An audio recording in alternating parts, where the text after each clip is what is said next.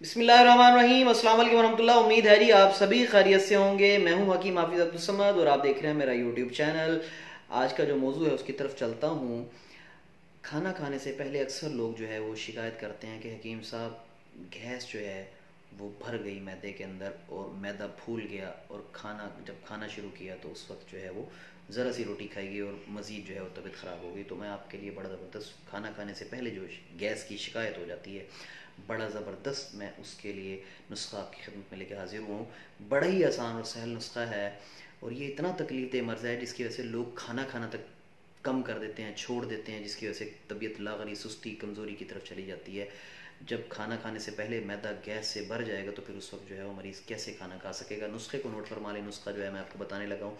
सुंड, सौंफ, मुलट्ठी और गुले सुर्ख। सुंड, सौंफ, मुलट्ठी 100 ग्राम लेना है आपने। गुले सुर्ख आपने लेना है 200 ग्राम।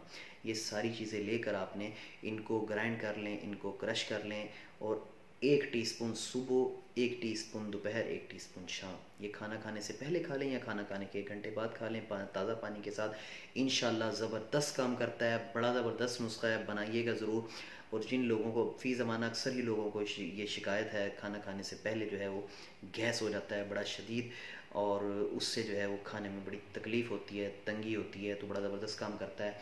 साथ मेरा जो है मिक्स फ्रूट का सिरका जो है वो लाजमी इस्तेमाल करें। अगर गैस आपको खाना खाने में रहती है, खाना खाने के बाद आपको गैस की शिकायत हो जाती है, मैदा आपका ख़राब रहता है, तो मिक्स फ्रूट का सिरका बड़ा ज़बरदस्त काम करता है। अनार, अंगूर, सेब, अदरक और लीमू, 5 चीज़ों का ये सिरका अल्हम्दुलिल्लाह जो है बड़ा ज़बरदस्त पावरफुल सिरका है, जो कि आपके मैदे को दुरुस्त कर देता है, आपकी अंतों को दुरुस्त कर देता है, आपके जिगर को दुरुस्त करता है, आपके गुर्दों को साफ़ कर देता है। बिल्कुल ज़बरदस्त काम करता है खून को पतला करने के लिए।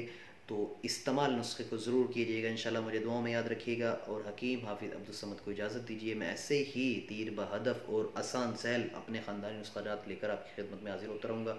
अस्सलाम वालेकुम रहमतुल्लाह।